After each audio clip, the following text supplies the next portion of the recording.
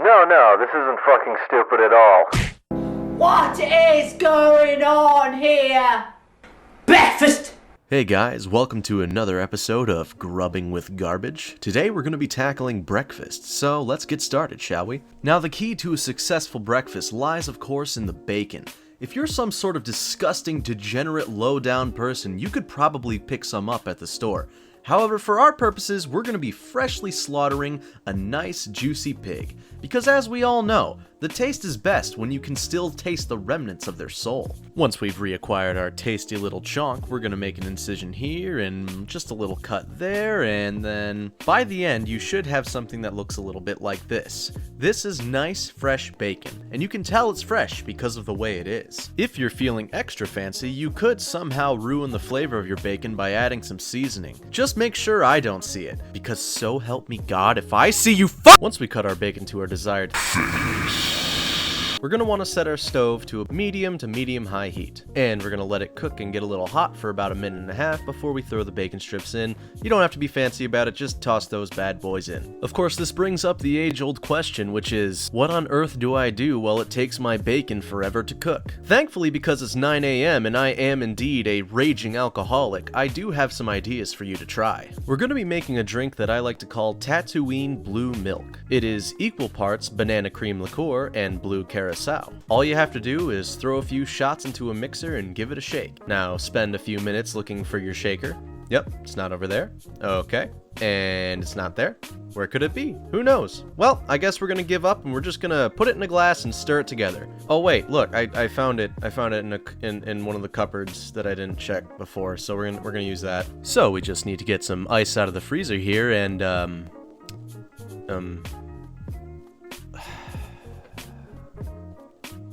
we're out of ice.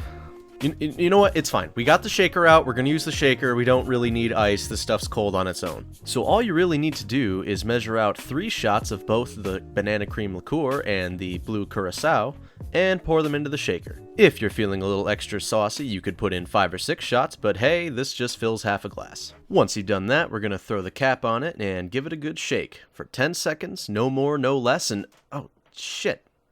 Why the fuck is this thing leaking so much? I don't know. We're gonna call her good. Now all you gotta do is fight with the lid of this piece of shit shaker and watch helplessly as it still spills all over the place as you try to pour safely into your cup. And there you have it. It's Tatooine Blue Milk. We'll give it a sip. Yep, it's alright. Personally, I'm more of a banana man myself, so I like to cap it off with just a little extra of the banana cream liqueur. But you can do it however you feel. Right about now, we're going to want to take a second to properly prepare a plate for our bacon to go on. Now watch closely and pay attention because this is a very delicate process. And booyah, we're good to go. Right around now, you can start flipping your bacon every couple of minutes and just wait till it's about as crispy as you want it to be. Once you've reached your desired level of crispy, you can go ahead and take those bad boys out of the pan, put them on your prepared plate, and put that plate in the portable microwave. You're putting it in the microwave so it doesn't get cold. Once we've got that put away, we're going to want to get started in on our eggs. Now, just as a reminder, I am indeed better than you in literally every single way. So what we're going to do is show you exactly how you've been doing this wrong your entire life. Now watch closely as I flip the carton right over and open it upside down. As you can see from the lid, the eggs are much easier to grab. Another thing I guarantee you've been forgetting all these years is to roll your eggs. Everybody loves a good egg roll, so make sure to give your eggs a spin before you throw them in your pan. And because you're not a total moron, I believe you do understand that this is to weaken the proteins within the egg itself. I mean, you did know that, right? Right? You knew that, right?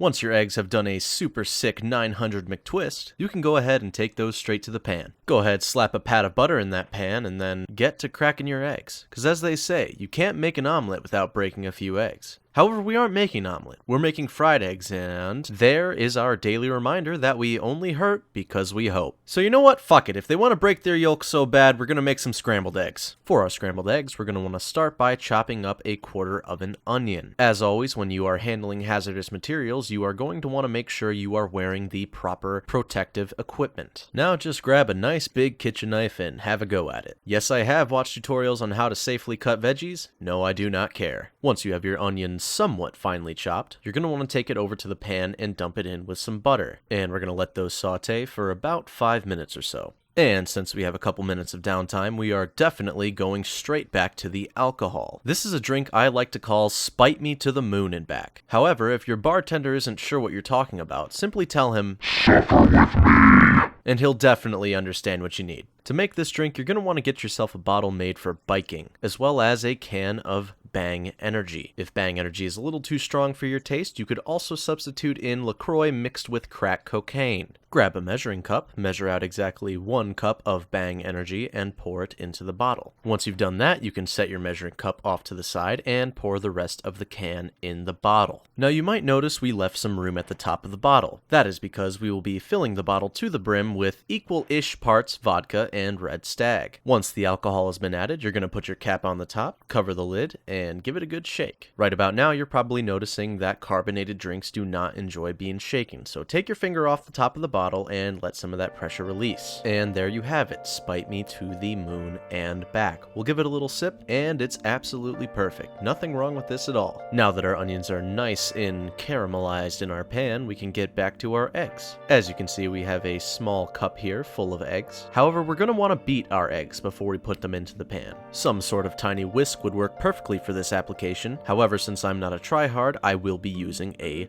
fork. Once you've beaten the ever-loving shit out of your eggs, you can just go ahead and pour them straight into the pan. Use a spatula to mix them thoroughly together with your onions, top with a little bit of salt, pepper, some cheese if you'd like, and cook to your desired consistency. And there you have it, a healthy and nutritious breakfast. Garnish with a little bit of bacon for presentation, and you are all set to go. Let's take a bite of the bacon. Seems it went cold about 5 minutes ago. And the eggs are so-so at best. Overall, I'd have to rate this meal a really bad idea out of 10. Oh, also, I'm just drinking straight Bacardi now.